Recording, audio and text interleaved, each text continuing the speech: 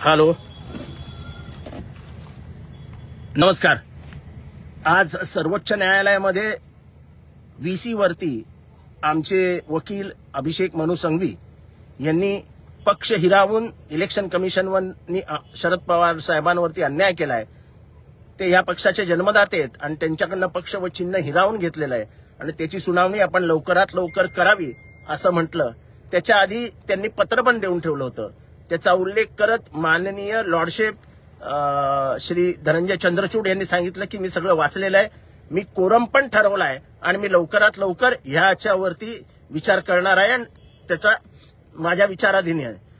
अभिषेक मनू संघवी यांनी हे देखील निदर्शनास आणून दिलं की येणाऱ्या 20 तारखेला आणि येणाऱ्या 26 तारखेला 2 महत्वाची अधिवेशनं आहेत आणि त्या अधिवेशनाच्या आधी शरद पवारांचं राजकीय अस्तित्व नष्ट करण्याचा प्रयत्न केला जातोय, तर ते दुर्दैवी आहे असं त्यांनी सांगताच माननीय मुख्य न्यायाधीश हिज लॉर्डशिप धनंजय चंद्रचूड यांनी ह्याच्यावरती आम्ही लवकरच निर्णय घेणार आहोत आणि आपल्याला पुढच्या सोमवार मंगळवार पर्यंत याबाबतची आम्ही अधिकृत हे कळवू असं सांगितलं आहे.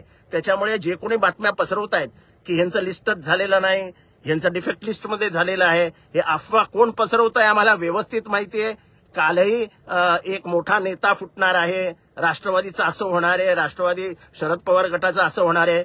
कावळ्याच्या सापाने गाय मरत नसते हे मी नेहमी सांगतो आणि ह्याच्या आधीही बोललेलो आहे. तेव्हा कावळ्यांनो जरा गप्प बसा, सगळे जे काय होईल ते व्यवस्थित होईल, कायद्यानुसार होईल. तुम्ही काही ठिकाणी कायदा विकत घेऊ शकता पण सर्वोच्च न्यायालयाला तुम्ही विकत घेऊ शकत नाही.